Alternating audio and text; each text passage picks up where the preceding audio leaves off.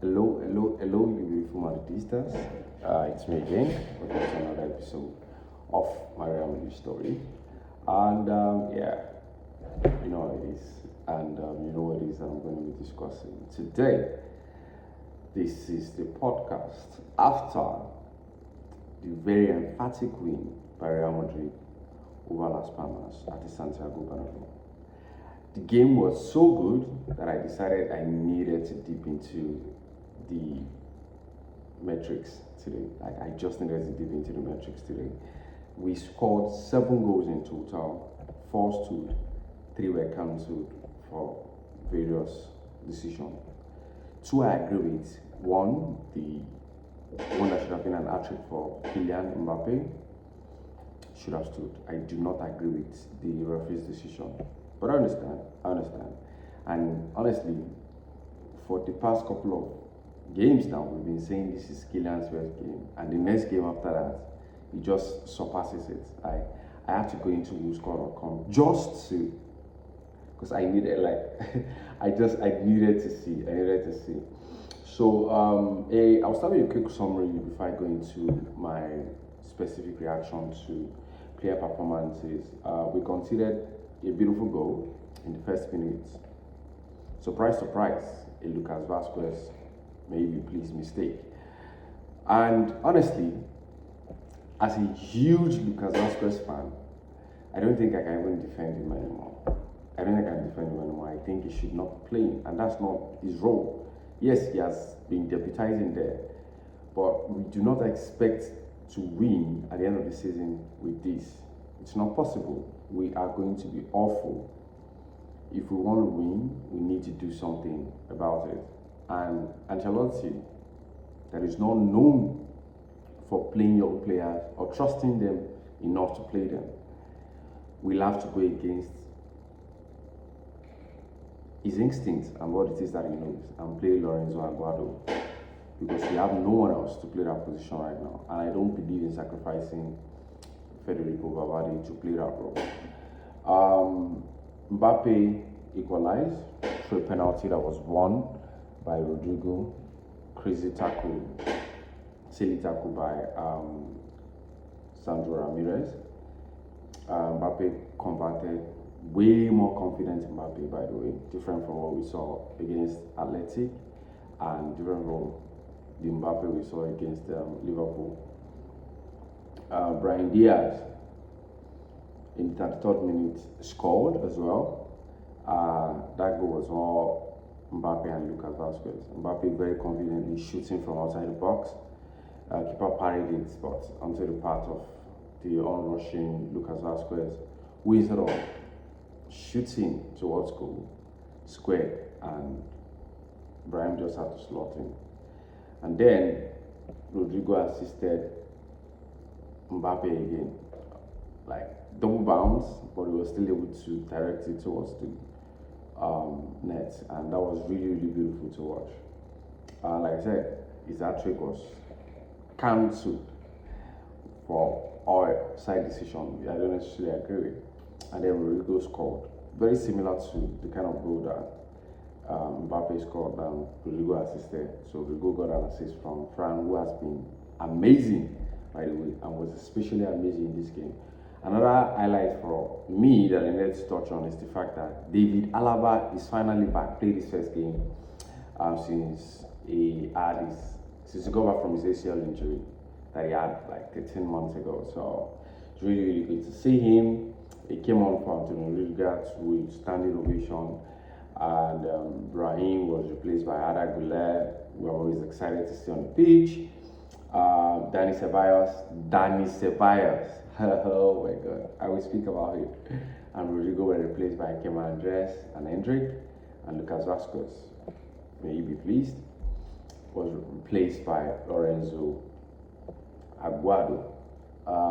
We initially set up in a 4-2-3-1 formation. Mbappe as the focal point, but Mbappe will always drift to the left, while Las Palmas set up in a 4-5-1. I think they wanted to choke the midfield, and the first minute they were able to do something with it, but after that, I don't know what their game plan was. They allowed us play our game, and that is really, really a terrible thing to do against Madrid with an attack of Brahim, Mbappe, and Rodrigo. Vini did not participate in this game. He's still serving his 2-match ban. I think this should be the last one, or is it the first one? I don't necessarily remember. But yeah. So it was really good to see the chemistry between Mbappe and Rodrigo, which was really phenomenal, by the way. And then there was Jude that tried everything possible to ensure he scores. We had a lot of shots from inside the box. We had 25 shots compared to Las Palmas' 6. We completed almost twice the amount of passes that they completed. Theirs is 356, ours is 565. We had more dribbles, 17 to 11. We attempted more tackles. We attempted more interceptions. I'm just thinking of Ceballos at this point, especially with the passes and interceptions. They had more clearance, of course. They had more blocks. We had recorded more offside. They recorded none. Like, we played most of the game, it was the entirety of the game in their own half. And Couture was on holiday today. He was basically on break today. They had more fouls. We won more aerial draws, 7-4. We had more touches on the ball, 731 to 503. They lost possession more times than we did. They had one error. They had 9 saves. Imagine, 9 saves. So add this to the 4 that was converted and 3 that were denied for offsides. Man, it was interesting.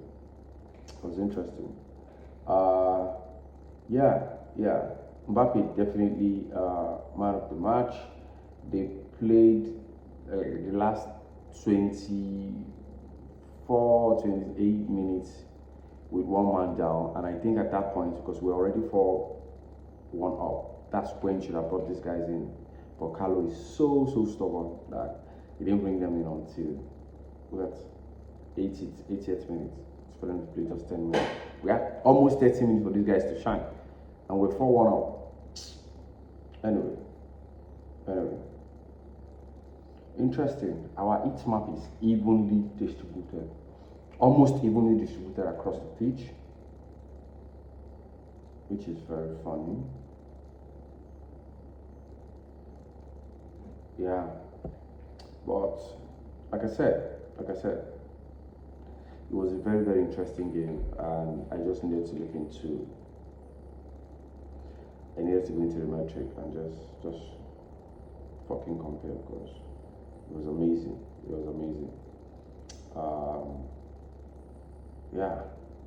Our shots per game was 1.5. Today at 0.9. Area draw success 59% to 52 for them.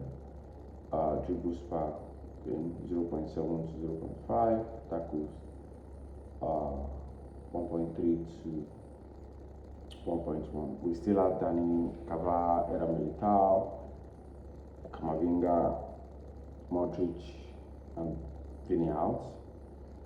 And David Alaba was doubtful, eventually came on, so really happy about that. But let's speak to the specific player performances. I'll start with Couture. Did not have much to do. There was nothing he could do about that goal. Lord Vasquez, may he be pleased, was caught napping. He was caught napping in that game. And Dani Ceballos should have also been tracking a runner that was at the right position initially, left. So that was just bad defending from us. And teams know that to beat us, they just need to target Lucas Vasquez. And there's a worrying statistics that I've realized. Where we historically do and perform badly against smaller teams and really turn up against bigger teams, the reverse has been the case. Yes, we are top of the table, 2 points ahead of Atletico, 7 ahead of Barcelona. But if we're going to win the Champions League this season, we need to come alive against big teams. AC Milan torn us to shreds. Liverpool should have beaten us way more than 2 goals that period. Look at what Barcelona has done to us twice this season. 9 fucking goals. 9 fucking goals. So we really, really need to do something about it. Lucas Vasquez, apart from the goal, he had a relatively better game. Apart from the goal. And he straight offside for what would have been the goal of the day and possibly goal of the season from Federico Valverde. But anyway, it's Valverde. It's got something similar, something better, definitely. Very likely, actually. The center pairing of Rudiger and Asensio looks more solid than that of Rudiger and Eder Militao or anyone else. Like, Asensio is really, really coming into his own. Like, I'm so happy for the kid, regardless of the penalty. Like, it's part of the learning process. He has that experience now. I'm really, really happy for him. Fran loves Fran's energy. And I do not necessarily agree with what people were saying. Like, everybody knows I'm a huge fan of Kian. When I was listening to Kian's podcast and he had Matt Whittle on, Matt asked him if we have a Champions League final tomorrow against Liverpool, who would he select? Who would he play? Fran Miguel Gutierrez, who is currently at Girona, or Mendy, and he said Mendy. But I don't necessarily agree. I would still play Fran. I would rather play Fran and gamble with Fran than play Mendy that you don't know which version you're going to get. At least I know what I'm going to get offensively from Fran. And we did that a lot with Marcelo, even though it was a liability sometimes, if not most times, when it comes to defending. So yeah, I will play Fran. I personally will play Fran because I'm a huge fan of him. I hope he stays, and then when he needs to leave, he leaves. But knowing Ancelotti remains our coach next season, Mendy's not going anywhere. Okay, and it should be interesting to see who we add up because it doesn't look like. Right now, anyway, my guess that we'll get Davies. So let's just see what it is that we can work with. In the middle of the pack, Ceballos had the man of the match game. If not for the otherworldly performance by Mbappe, Ceballos is my man of the match. I just hope he doesn't get injured again because he has this really good run of games where he start picking up form and start making and start giving Carlo Ancelotti's selection headache. And then he gets injured and then he loses that momentum and it takes him a while. I really hope he stays. He's 28. He's currently should be in his prime. I really, really hope he stays because he solves the Toni Kroos issue for us really, really well. Really, really well. His ball progression, the kind of passes he makes, really, really amazing. And he wins the ball, he fights off the ball. So I like that energy, I like that spirit. Especially on that left-hand side, from him and Fran. Which is why I want both of them to be playing. Valverde, nothing so special apart from the game, but like we don't even know whether he has a good or a bad game anymore. It's just games to him right now.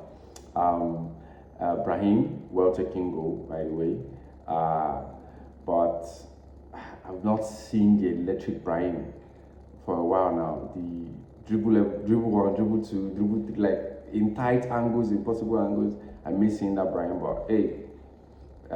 Efficiency over anything. He's scoring, he's assisting. I will take that any day, anytime. Mbappe, I cannot wax lyrical anymore about him. He had an amazing game. Same for Rodrigo as well. We really miss Vini. Imagine Vini in this game. Anyway, Vini's not currently in form. So, and then there's Jude. Jude tried everything possible today. Rounded the keeper, did not catch the angle. At the square from, I think it was from Lucas Vasquez that was coming straight at Mbappe, but where ballooned it, like he really tried to score, and he did score, but hey, Rudiger was offside, so it wasn't his day. It was a good game though. We won 4-1, everyone is happy, and yeah, let's see what happens. We're prepping for the game against Salzburg, RB Salzburg.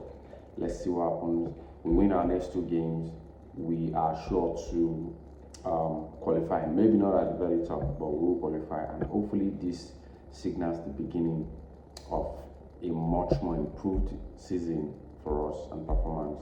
Okay, because we need to retain the La Liga title and the Champions League title. Thank you, all Madridistas, for listening, for sharing, for leaving comments, for liking the videos. Till we meet again. Madrid.